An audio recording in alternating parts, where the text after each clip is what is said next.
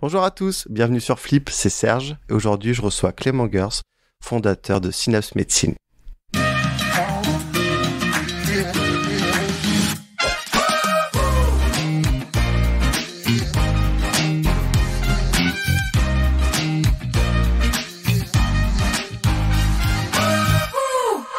Bonjour Clément. Salut. Comment tu vas? Bah écoute, je vais très bien et toi? Très bien. Est-ce que tu pourrais te présenter? Ouais, avec plaisir. Je suis Clément Gers, je suis médecin de santé publique à la base, épidémiologiste. Je suis cofondateur et dirigeant de Synapse Médecine. Très bien. À quel moment tu as flippé?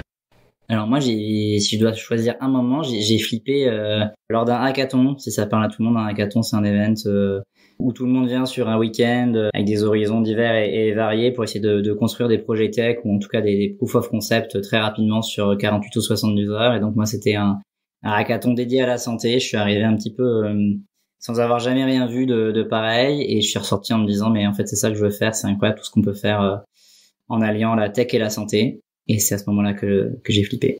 Très bien. Est-ce qu'il y a des points communs entre le milieu entrepreneurial et celui de la médecine? Bah franchement, j'ai cherché et j'en ai pas trouvé des tonnes. Moi, c'est un peu un de mes combats. En tout cas, ce que je peux te dire, c'est qu'on n'entend pas du tout parler d'entrepreneuriat quand on fait des études de médecine et je pense même dans des études de santé en général. Moi, mes études, elles sont pas très loin. J'ai fini mes études de médecine il y a 3 ans et demi maintenant, donc c'est pas le bout du monde. Je pense que dans plein de cursus, on entend parler à fond maintenant entrepreneuriat, c'est valorisé. Il y avait encore des chiffres récemment que je crois que 50% des jeunes diplômés veulent monter leur boîte. On n'est pas du tout sur ce type de constat en santé et c'est malheureux. Il y a eu une évolution des mentalités quand même depuis un moment, mais malheureusement en France en tout cas, on est encore très hospitalo-centré et très cloisonné dans le monde de la médecine. Donc il n'y a pas beaucoup de points communs et il gagnerait à en avoir plus. Très bien. Et on fait facilement la transition entre médecin et entrepreneur? Je vais pas te mentir, pas vraiment. D'ailleurs, moi, je suis contacté presque chaque semaine par des jeunes étudiants en médecine ou des jeunes étudiants en pharmacie ou autres qui sont intéressés par ce type de parcours et qui sont un peu perdus et qui me demandent des conseils via Twitter ou autre. Et donc, j'essaie toujours de me rendre disponible. Ça rejoint ce que je disais sur les mentalités, en fait. C'est-à-dire que bon, heureusement, c'est de moins en moins vrai et la tendance est bonne. Mais le problème, c'est que t'es baigné dans un milieu où c'est pas normal. On va te regarder bizarrement si tu dis que tu veux monter ta boîte ou même si tu veux monter des projets. Et donc, du coup, ça peut être assez difficile à vivre ou ça peut être en tout cas pas évident parce que pas beaucoup de soutien au début. Bien sûr, t'as toujours des exceptions. Tu peux te retrouver dans une ville ou dans un hôpital ou dans un service où ça va être un peu différent. Tu vas avoir du soutien. Mais aujourd'hui, c'est pas un parcours classique. Et donc, du coup, faut un peu trouver sa voie encore tout seul. Moi, j'ai pas à me plaindre. J'ai eu la chance de pouvoir faire plein de trucs, partir en Californie, des endroits où c'est beaucoup plus classique au classique et tu trouves des médecins ou des pharmaciens entrepreneurs à tous les coins de rue. Mais en France, il y a du progrès à faire. Tu le disais au départ, tu es le fondateur de Synapse Médecine. Est-ce que tu pourrais nous dire qu'est-ce que Synapse Médecine? Notre mission chez Synapse, c'est de permettre à tous l'accès à une information fiable et utile sur les médicaments. Et tous les mots sont importants.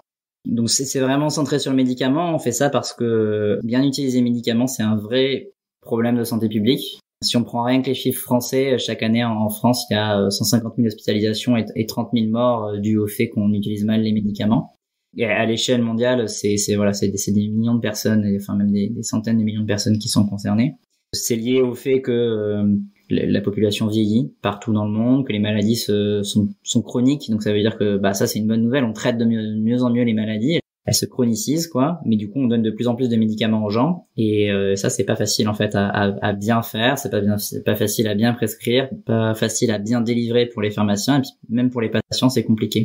Donc notre métier chez Synapse c'est d'avoir bâti des algorithmes qui sont capables de lire tout ce qui se dit sur les médicaments et toutes les sources qui sont validées pour savoir comment on doit bien utiliser les médicaments, donc ça de manière automatique, pour avoir une espèce d'énorme base de connaissances qui sait en permanence comment on doit bien utiliser un médicament, comment on doit le prescrire, le délivrer, etc.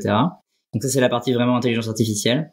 Et puis après on met cette base de connaissances entre guillemets dans la poche et dans les logiciels de tous les médecins en ayant des solutions pour prescrire, pour délivrer les médicaments. Puis là, on a une application pour les patients qui s'appelle GoodMed, qui sort à la rentrée et qui est vraiment comme une sorte de Yuka du médicament pour guider les gens dans les questions qui se posent tous les jours sur est-ce que je peux donner du Doliprane à mon fils, ce vieil antibiotique que j'avais dans mon tiroir, est-ce que je peux le réutiliser, etc., quoi. C'est la question qu'on se pose tous en général quand on trouve des médicaments dans notre tiroir.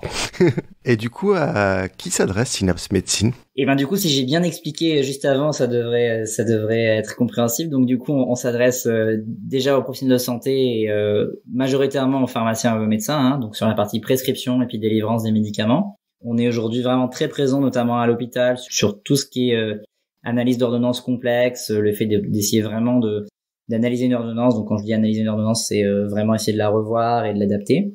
Et puis de plus en plus au grand public, donc à tout un chacun. Bon, alors si t'as 30 ans et que t'es en parfaite santé et que tu prends jamais de médicaments, bah tant mieux pour toi, t'as moins besoin de Synapse. Mais en fait, il y a quand même beaucoup de gens qui en ont besoin parce que c'est très utile pour les jeunes parents qui ont des enfants et qui se posent régulièrement des questions quand ils sont un peu malades l'hiver, etc. Et puis c'est très utile aussi pour malheureusement toute une partie de la population qui a à la fois des maladies chroniques et ou s'occupe d'un proche qui a des maladies chroniques, que ce soit un proche âgé ou un proche qui est un peu malade. Quand on met tout ça bout à bout, ça concerne des dizaines de millions de Français, donc ça fait beaucoup de monde. Est-ce que tu as quelques chiffres sur Synapse Médecine? Ouais, bah le chiffre dont je suis le plus fier, c'est qu'aujourd'hui on a aidé plus d'1,5 million de personnes à travers nos différentes initiatives. On a été notamment très présents sur le Covid. Je pense on en reparlera. On opère dans 7 pays, pas que je me perde, France, UK, Espagne, Italie, Allemagne, US et Japon. Ça aussi c'est un chiffre dont je suis très fier parce que les systèmes de santé sont différents, les médicaments sont un peu différents, etc. Donc c'est pas c'est pas trivial d'opérer dans 7 pays dans le domaine dans lequel on est. Et on est un peu moins de 50 collaborateurs maintenant, 10 millions de fonds levés. Et voilà, mais 1,5 million de personnes aidées, c'est vraiment le chiffre dont je suis le plus fier. Tu parlais justement de la crise du Covid. Justement, vous avez eu un rôle important. Tu peux expliquer dans quel sens vous avez eu ce rôle-là? Comme je te l'ai dit, je suis médecin de santé publique et épidémiologiste. Donc en tant que médecin de santé publique et dirigeant d'une start-up dans la santé, j'avais sentais une certaine responsabilité dans cette d'essayer de faire des choses pour aider dans cette crise. Donc nous on a vraiment pris le parti de faire des nouvelles initiatives, c'est-à-dire de pas juste mettre nos produits gratuits quelques mois comme certains l'ont fait. On l'a eu fait aussi notamment pour accompagner nos partenaires télémédecine, mais bref, on a fait vraiment des choses spéciales, 2 en particulier. La première, c'est que au tout début de la crise Covid, donc début mars, 2e jour de confinement si ma mémoire est bonne. Je sais pas si tu te rappelles, mais il y a eu un tweet d'Olivier Véran qui disait attention, faut pas prendre d'anti-inflammatoires et de corticoïdes si vous avez des symptômes de Covid parce que ça peut aggraver les symptômes. Nous, quand on a vu ça, on s'est dit oh là là, très bien, l'information est bonne, mais si t'arrêtes quelqu'un dans la rue, tu lui parles de corticoïdes et d'anti-inflammatoires, les gens ils vont pas savoir concrètement ce qui se cache derrière. Ça c'est la premier risque qu'on voyait, c'est qu'en fait des gens puissent continuer à prendre ces médicaments mais sans le savoir, parce qu'ils tu vois, ils savaient pas ce que c'était. Et l'autre problématique qui pouvait se poser, c'est qu'en fait, justement, ces médicaments-là, ils sont pris par, encore une fois, des millions de personnes en France de manière chronique pour de l'asthme, des rhumatismes, c'est des médicaments que les gens prennent. Donc on s'est dit, il y a peut-être des gens qui vont paniquer et qui vont les arrêter, et ça peut faire plus de mal que de bien. On s'est dit, il faut vraiment qu'on puisse faire quelque chose de simple et qui donne de l'information rapidement. Et donc en moins de 72 heures, on a monté un site qui s'appelle Covid-19 médicaments, toujours en ligne, qui est très utilisé, qui a été relayé par le ministère, et qui permet en 2 clics d'avoir une information sur j'ai des symptômes de Covid, je compte prendre ce médicament ou je prends ce médicament-là, qu'est-ce que je dois faire, et donc toute l'information est validée. C'était la première chose. Puis la deuxième, on a vu arriver le moment où il y aurait des vaccins, parce que quand même on a assez rapidement on s'est rendu compte qu'il y aurait des vaccins et que ce serait une bonne nouvelle. Qui dit vaccin et qui dit campagne de vaccination énorme dit surveillance des effets indésirables des vaccins. On a beaucoup entendu parler maintenant, mais à l'époque il fallait être un peu dans le milieu pour l'anticiper. Vu qu'on allait vacciner beaucoup de gens, on savait qu'il y aurait beaucoup de ça qu'on appelle de signalement d'effets indésirables. Et donc on a construit avec les autorités de santé, donc vraiment avec le gouvernement français, avec l'Agence nationale de sécurité du médicament, toute une technologie. Là, c'est le mot est bon, c'est de l'intelligence artificielle parce que c'est vraiment du deep learning entraîné sur des millions de données sur les 5 dernières années de base de pharmacovigilance pour apprendre à pré-traiter les choses. Et en 2 mots, le but est de gagner du temps aux médecins et aux pharmaciens qui s'occupent de ça et d'être capable d'être très réactifs sur la surveillance des effets indésirables.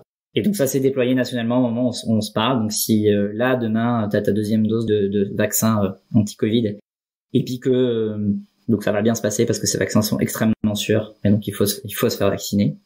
Moi j'ai les données donc je peux vraiment le dire de manière tranquille, il faut se faire vacciner, ces vaccins sont très sûrs.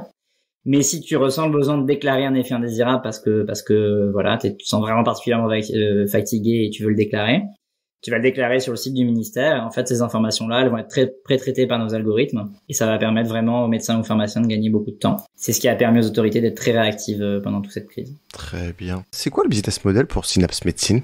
Alors, notre modèle, il est classique pour une boîte tech aujourd'hui. Donc, c'est toujours quel que soit le client, ça va être de l'abonnement mensuel, en général sans engagement, et basé sur du volume. Donc, je te donne un exemple que tout le monde pourra comprendre. Quand on équipe un hôpital, en fonction en fait de l'utilisation qu'ils vont avoir de Synapse, donc en fait pour combien de patients ils vont l'utiliser, quelle est la taille de l'hôpital, ils vont payer un abonnement plus ou moins cher tous les mois. Ok, on l'a vu aux États-Unis, notamment lors de la crise du Covid, les GAFA ont pris de plus en plus une place importante dans le domaine de la santé. Je sais pas ce que t'en penses. Est-ce qu'on peut faire peut-être un petit tour de ce qui existe aux États-Unis comme service de la part des GAFA? Je pensais notamment à Amazon, parce qu'on en parlait pendant la réunion préparatoire. Tout à fait. Ça, c'est un sujet qui me tient à cœur. C'est déjà un sujet que je m'intéressais. J'ai vécu un petit peu aux États-Unis et donc j'ai pu voir aussi de près ce qui se passait là-bas. Et je trouve qu'on n'en parle pas encore assez en France. Aujourd'hui, si tu prends n'importe quelle entreprise qui se cache derrière les GAFA, ils ont tous des initiatives en santé plus ou moins avancées. Si on prend l'exemple d'Amazon, c'est carrément une opération commando de grande ampleur qu'ils sont en train de faire sur le secteur de la santé. Et c'est pas, ils le font pas en secret ou quoi, hein, ils ont commencé par faire plein de choses, mais notamment ils ont fait une première initiative qui pour le coup a pas vraiment débouché, mais ils se sont alliés avec JP Morgan et Berkshire Hathaway, et à eux trois, ces trois entreprises, elles ont, si je dis pas de bêtises, plusieurs millions de salariés, donc c'est déjà l'équivalent d'un petit pays. Et ils ont dit on va faire notre propre système de santé. On en a marre du système de santé américain, on va faire notre assurance, notre propre système de santé. Donc en gros, ils ont expérimenté un certain nombre de choses sur leurs salariés. Aujourd'hui, le consortium a s'est arrêté, mais Amazon continue son chemin. Ils font de la télémédecine, ils font du soin à domicile. Donc, tu peux avoir une infirmière Amazon aux États-Unis qui vient chez toi et qui te fait des soins. Ils ont racheté pour $1 milliard PillPack, qui est une société de livraison de médicaments. Donc, aujourd'hui, aux États-Unis, tu peux acheter tes médicaments sur Amazon. Donc, tu vas sur Amazon, tu t'achètes ta télé ou ton DVD, là. Et dans le même temps, tu renouvelles ton ordonnance et tu te fais livrer tes médicaments. Donc tu vois, ça commence à ressembler de plus en plus à tout ce qu'il faut pour faire de la santé, quoi. Apple, de son côté, a des cliniques Apple pour ses salariés. Ils en ont 2 en dur, avec des murs, avec des salariés Apple et donc des médecins et des infirmières Apple, voilà. Google a fait des belles incursions sur l'IoT et fait du software à destination des hôpitaux aussi. De plus en plus, ils font une surcouche applicative pour se mettre sur le logiciel hospitalier. Et puis Apple, à chacune de leurs keynotes, ils poussent de plus en plus tout ce qui se fait autour de leur de l'Apple Watch, qui est une super réussite techno justement là-dessus, sur les capteurs cardiaques, la façon d'intégrer les données. Et là, leur dernière keynote encore, ils ont vraiment mis l'accent sur la santé, sur les données de santé, sur le fait de pouvoir récupérer les données de santé de ta famille dans ton smartphone, etc. Donc c'est assez impressionnant. Moi, très honnêtement, on en parlait déjà il y a 3 ans, mais ce qu'on disait se produit, à savoir qu'ils font tous une offensive sur le secteur de la santé. Ouais. Je suis assez d'accord. Et je crois qu'Amazon aussi va avoir ses propres pharmacies maintenant. Ouais, ça va dans le sens. De toute façon, Amazon, ils ont vraiment une offensive sur le secteur du médicament. C'est-à-dire que à partir du moment où ils ont racheté PillPack, ils ont la licence pour livrer des médicaments et gérer des médicaments dans, je crois, tous les États américains, ou peut-être qu'il leur en manque un. C'est un marché colossal pour eux. Ils ont déjà toute l'infrastructure pour eux, c'est la même chose de livrer des médicaments ou de te livrer encore une fois une télé. Donc à partir du moment où ils savent le faire, tout ce qu'ils regardent, c'est qu'il y a des milliards de prescriptions chaque année et que c'est des milliards de livraisons potentielles en plus et que les médicaments sont très chers aux États-Unis. Donc s'ils ont leur propre pharmacie et leurs propres tarifs négociés, ils peuvent bypasser toute une partie de la chaîne de valeur américaine là-bas où il y a des systèmes encore plus complexes qu'en France où tu négocies les prix des médicaments, etc. Et du coup, ça a créé un vrai séisme là-bas, puisque en gros, les acteurs classiques, quoi. Là-bas, c'est des très grosses chaînes de pharmacie, t'as CVS, etc. C'est pas la petite officine de quartier comme chez nous, c'est des très grosses chaînes de pharmacie. Et ça a généré des mouvements de fusion-acquisition majeurs pour essayer de faire front contre Amazon.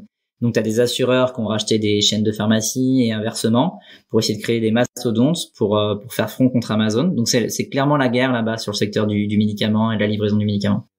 Ces GAFA récoltent toutes nos données, en vrai, faut pas l'oublier. Alors même si Apple a ce côté privacy, est-ce qu'il y a un risque? Moi je pense qu'ils aient ces données-là, est-ce que c'est souhaitable Alors, je sais qu'aux États-Unis, par exemple, il y a peut-être des passerelles entre ces GAFA et leurs données avec les assurances et les banques.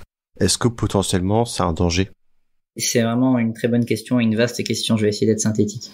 Et je pense qu'il faut pas confondre tous les sujets. Le premier sujet qui est sur est-ce que c'est une bonne chose d'utiliser les données en santé, la réponse elle est oui, parce que ça permet authentiquement de mieux soigner les patients.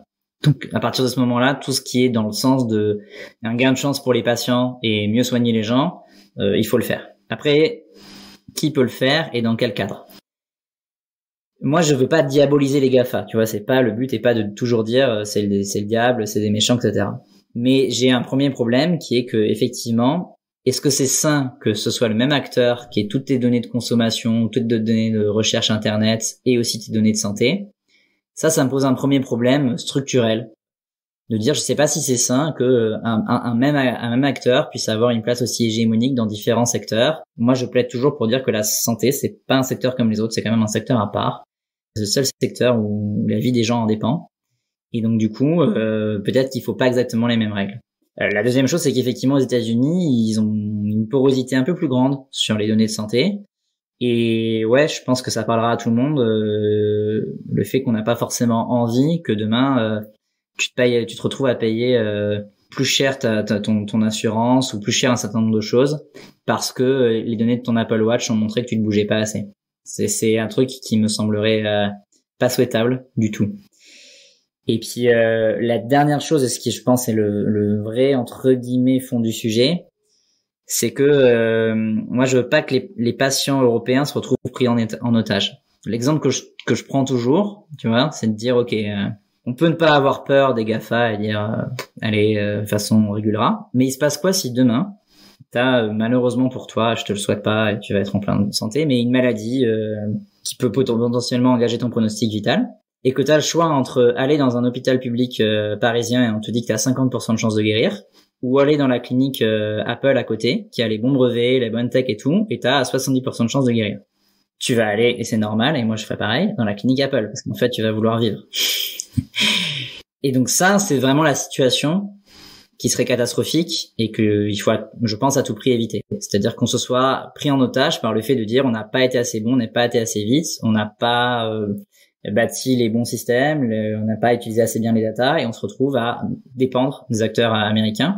Et c'est pas de la science-fiction dans le sens où aujourd'hui c'est ce qui se passe dans d'autres domaines. Aujourd'hui tu te retrouves à utiliser certains. Moi je me suis abonné à Amazon Prime parce que c'est le seul moyen de regarder les nocturnes de Roland Garros.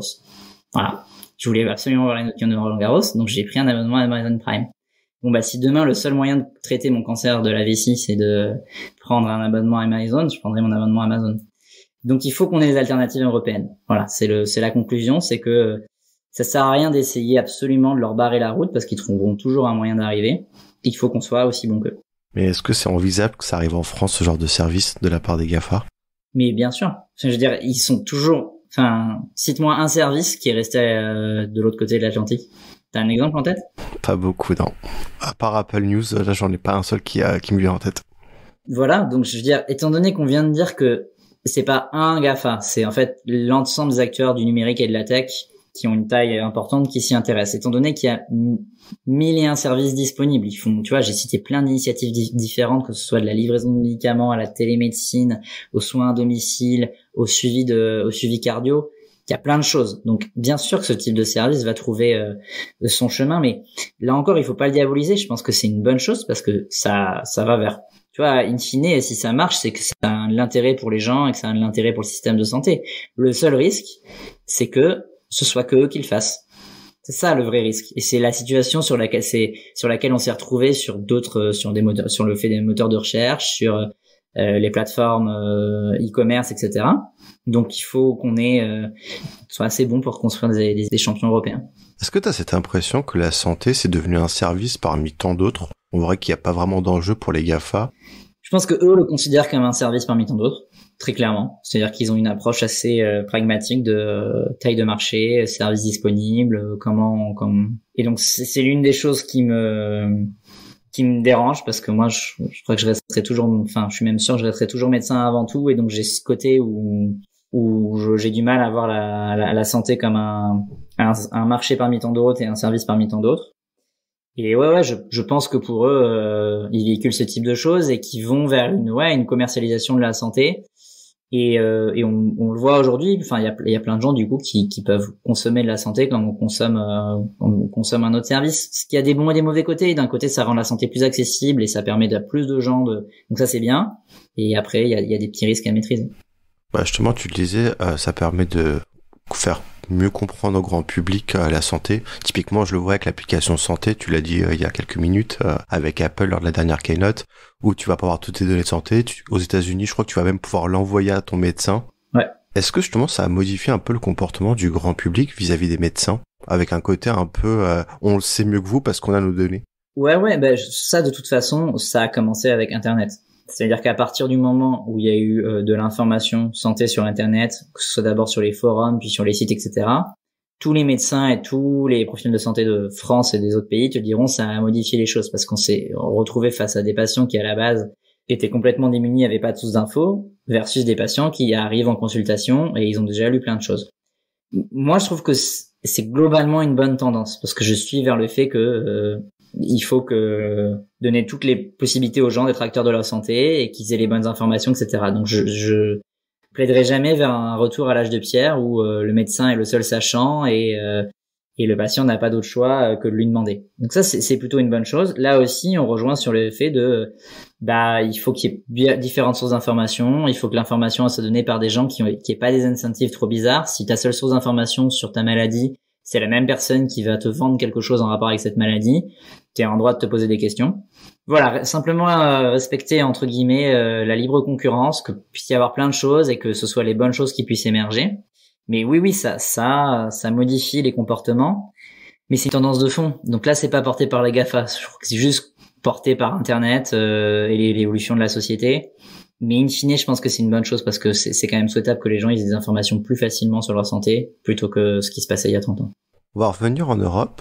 Est-ce que nous, les Européens, on a des géants dans le domaine de la santé? Eh ben, on commence. On peut citer là, il y a eu plusieurs très gros tours d'investissement, notamment sur des boîtes de télémédecine. T'as CRI, qui est Livy en France, qui a fait des très gros tours. T'as quand même Doctolib qui a une taille très importante maintenant en Europe. T'as vraiment, je pourrais presque pas les citer, mais t'as eu de plus en plus de quand même de tours d'investissement. Alors non pas que je ne jure que par les tours d'investissement, attention, hein, mais c'est quand même, on va dire, un révélateur entre guillemets quand même de taille de société et de maturité de l'écosystème. Donc on a quand même des très gros acteurs qui commencent à émerger en Europe. La vraie difficulté européenne, c'est qu'on a des dizaines de systèmes de santé différents, quoi, dans différentes langues. Je sais que j'enfonce une porte ouverte, hein, mais nous, on s'y frotte. Et c'est quand même chaud, c'est-à-dire que un acteur américain qui va se lancer, il a déjà un très gros marché unifié, il fait son truc, il peut adresser plusieurs centaines de millions de patients d'un coup. En Europe, faut t'accrocher, faut comprendre tu vois, même Doctolib, quand tu leur parles, ils ont fait un super job en Allemagne, ils continuent. Ça n'a pas été facile pour eux. Il a fallu vraiment qu'ils comprennent les différences entre la France et l'Allemagne, qu'ils adaptent un certain nombre de choses. Le produit est pas exactement le même. Voilà, il y a une courbe de progression. Et aujourd'hui, ils sont en France et en Allemagne. Tu vois, ils sont pas non plus dans tous les pays européens. Mais je suis confiant parce que l'avantage, c'est que ça aussi, ça fait peur aux Américains justement. Donc ils se chauffent pas à dire on attaque l'Europe et 10 pays d'un coup parce que justement c'est compliqué à faire. Donc le risque serait qu'on construise des champions européens un peu trop faiblards qui se fassent racheter par des Américains derrière. Et est-ce que c'est au même niveau de maturité que des services américains, par exemple, ce qu'on a en Europe? Franchement, de ce que je vois, ouais. Moi, je parle à des hôpitaux américains, je parle à des boîtes de télémédecine américaines et la même chose en Europe. Donc j'ai vraiment... je prétends pas tout voir et tout savoir, mais j'ai le même type de discussion des deux côtés de l'Atlantique, donc je peux un peu comparer. Et niveau techno, on n'a pas à rougir en France et en Europe, voire même parfois tu te dis qu'on est plus en avance. Par contre, là aussi, je suis désolé, je vais dire des banalités entre guillemets, mais tu sens, ils sont plus business oriented, donc les choses vont un peu plus vite entre guillemets, même si ça reste très lent dans le secteur de la santé. Il y a un peu moins de ce côté à tout de suite avoir peur et à tout de suite vouloir réguler, et à tout de suite vouloir mettre les limites avant même de faire. Part en ce moment du même point, il faudrait pas qu'il roule plus vite dans les années à venir. Est-ce que justement on a un problème de réglementation en Europe vis-à-vis de ça comparé aux États-Unis ou pas du tout? Ouais, Franchement, alors moi j'ai pas l'habitude de taper sur la réglementation parce que voilà, la réglementation elle est là pour protéger les gens et il faut la suivre. Ceci étant, le RGPD par exemple, il a rien changé dans le domaine de la santé quasiment parce que de toute façon les lois en place protégeaient déjà beaucoup les patients et tu pouvais pas faire n'importe quoi avec les données de santé. Par contre, il a créé un certain nombre de démarches administratives à faire, etc., qui sont hyper chronophages. Il a créé le fait que dans n'importe quel deal avec n'importe quelle entité, tu vas passer par 2 réunions RGPD, etc. Donc ça crée de la friction. Là où pourtant les choses sont claires et carrées.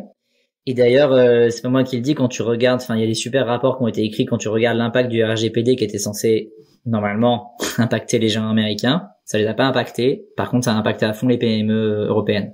Donc voilà, ça c'est un exemple concret de jolie balle dans le pied qu'on s'est tiré à nous-mêmes. Et puis en ce moment, t'as quand même un sacré truc dont on parle assez peu, donc je vais saisir l'opportunité d'en parler. T'as un truc qui s'appelle les dispositifs médicaux, ça c'est partout sur Terre, en gros, tu sais, c'est un pacemaker, un truc, voilà, c'est régulé, donc ça c'est une bonne chose. T'as quand même envie de te dire que le mec qui te fait un pacemaker ou un stylo à insuline, des trucs un peu chauds, que ces gens-là aient été audités et qu'il l'ait pas fait n'importe quoi, ça c'est une bonne chose. Ceci étant, le règlement européen, il a changé, et maintenant, en gros, tout le software, donc tous les logiciels, c'est aussi des dispositifs médicaux. Et donc moi, je suis aujourd'hui quasiment soumis aux mêmes contraintes que si je fabriquais un pacemaker. Donc je me fais auditer, j'ai un système de management de la qualité, je dois documenter absolument la moindre ligne de code que je fais. Et donc il y a un côté où c'est une bonne chose, tu te dis ok, c'est quand même vraiment bien de dire d'envoyer comme message qu'on fait pas n'importe quoi quand on est dans le domaine de la santé. Ceci étant, il y a une logique quand même factuelle, c'est qu'aujourd'hui une petite startup qui voudrait se monter là en ce moment, au moment où on se parle, la première année de leur vie, ils peuvent pas commercialiser et ils doivent faire du réglementaire. Ok. Donc ça, c'est un vrai impact. Selon toi, ça passe par quoi pour bâtir une souveraineté, alors déjà française dans le domaine de la santé? Est-ce que par exemple le Health Data Hub, c'est des prémices de ça? Je pense que ce qui a été lancé en France ces dernières années, ça va vraiment dans le bon sens. J'ai pu en plus y être impliqué en tant qu'industriel de manière active, donc pas juste via les effets d'annonce. Je vois ce qui se passe vraiment derrière en coulisses, dans la construction du Health Data Hub justement, mais aussi dans la construction de tout ce qui va être ce qu'on appelle mon espace santé. Il y a pas mal de choses qui ont été mises en place et ça me donne le sentiment que c'est pragmatique et que ça essaye de faire des choses pragmatiques et qui ont des résultats. Après c'est ambitieux, donc ça se fait pas en un claquement de doigts, mais oui, ça va dans le bon sens. Je pense qu'il y a un certain nombre de constats qui ont été compris. L'autre bonne chose, c'est qu'il y a beaucoup d'argent. C'est pas pour tout ramener ça à l'argent, mais à un moment donné, tu vois, le secteur de la santé, il faut faire des études cliniques, il faut faire de la grosse tech, il faut équiper des hôpitaux, donc il faut payer des gens. Et ça se fait pas aussi simplement. Pour prendre un parallèle, peut-être qu'aujourd'hui, si tu lances une nouvelle application qui est un réseau social, un truc, etc., tu peux le faire avec 3 ou 4 personnes et adresser 1 million de personnes parce que ça va être hyper scalable. Moi, équiper 50 hôpitaux avec 4 personnes, je sais pas faire et je pense que personne sait faire. Tu vois, c'est à un moment donné, dans ce secteur-là, t'as besoin avec toutes les contraintes qu'il y a et avec le fait qu'il faut faire les choses de manière en sécurité, il faut staffer un minimum. Donc ça demande du capital. Donc c'est une bonne chose qu'il y ait de l'argent parce que si tu veux atteindre une certaine taille et pouvoir faire des choses ambitieuses, il faut qu'il y ait de l'argent. Et aujourd'hui, il y a vraiment beaucoup d'argent en Europe. On a pas mal rattrapé notre retard par rapport à ça. Avant, tu voyais des tours qui étaient 5 fois, 10 fois plus importants aux États-Unis. Maintenant, non seulement les fonds américains investissent en Europe, mais on a aussi des très gros fonds européens qui font des jolis tours. Donc ouais, il y a des prémices. Et je pense que ça va dans le bon sens quand tu regardes vraiment comment l'écosystème a mûri ces 2 dernières années. Et le pass sanitaire européen, c'est aussi une forme de réponse justement pour contrer l'application santé ou autre des GAFA? Ouais, je pense qu'on peut se féliciter qu'on ait fait un truc à l'échelle européenne et qu'au final ce soit pas effectivement des acteurs américains qui l'aient fait. Bon, si on va là-dessus quand même, je pense pas qu'il y ait eu vraiment d'Europe de la santé au niveau de la gestion du Covid. Donc ça c'est quand même un demi-succès ou un demi-échec, ça dépend comment on regarde. Mais on a commencé à se mettre en ordre de bataille au moment des commandes de vaccins et maintenant au moment du pass sanitaire. Donc c'est des prémices de bonnes choses. Le chemin est encore long. Et au niveau de la Chine, est-ce qu'il y a des acteurs aussi dans le domaine de la santé? Il y a des énormes acteurs. Il y a les équivalents des GAFA en fait, et c'est pareil. Il y a des très gros acteurs technologiques et eux aussi, du coup, du fait de leur taille maintenant et du fait qu'ils touchent beaucoup littéralement plus d'1 milliard de personnes. Ils se déploient sur le secteur de la santé. Et là aussi, je vais enfoncer une porte ouverte en disant que par contre, là-bas, il faut que ce soit chinois pour que ça marche, parce que de toute façon, si t'es un acteur étranger, c'est très compliqué de rentrer dans le pays, etc. Donc, ce qui reste à voir, c'est le succès de ces acteurs-là en dehors de la Chine. Ça, j'ai pas encore de bons exemples de très grosses boîtes santé chinoises ayant commencé à défoncer le marché européen ou autre, mais nul doute que ce sera dans leur roadmap à un moment donné. Et leur intelligence artificielle en termes de santé, elle est aussi poussée, voire même mieux peut-être, non? Ils ont là aussi, en gros, ils ont moins de limites, quoi. En gros, ils y vont et puis ils se posent la question de la régulation après. Donc voilà. Mais après, on a un excellent, pour faire de l'IA, il faut des bonnes data, des bons ingénieurs et des bons médecins. Et là-dessus, en Europe, on a tout ce qu'il faut, quoi. On n'a pas à rougir. On forme probablement les meilleurs matheux, les meilleurs mathématiciens et les meilleurs ingénieurs en France, très honnêtement. Et donc, du coup, on a plein de projets cool et plein de tech cool et on n'a pas à rougir de ça. Donc le but, il est plutôt industriel. Mais sur le plan de la R&D, je suis pas extrêmement inquiet. Très bien. Merci Clément. Avant de se quitter, j'ai une dernière question pour toi. Ton prochain grand flip, c'est pour quand? Eh ben, mon prochain grand flip, ça va probablement être d'aller m'installer aux États-Unis, ce qui boucle bien la boucle. Il y en a marre qui viennent eux nous conquérir, tu vois. Donc maintenant qu'on est bien installé en Europe avec Synapse, on va aller faire un champion européen aux US. J'espère pour toi. Je te souhaite bon courage pour la suite et pour Synapse. Merci d'être venu sur Flip. Merci à toi. Merci à vous d'avoir écouté. On se retrouve très rapidement pour un nouvel épisode. Au revoir. Si vous avez aimé, n'hésitez pas à liker, partager et commenter. Et vous, le grand flip, c'est pour quand?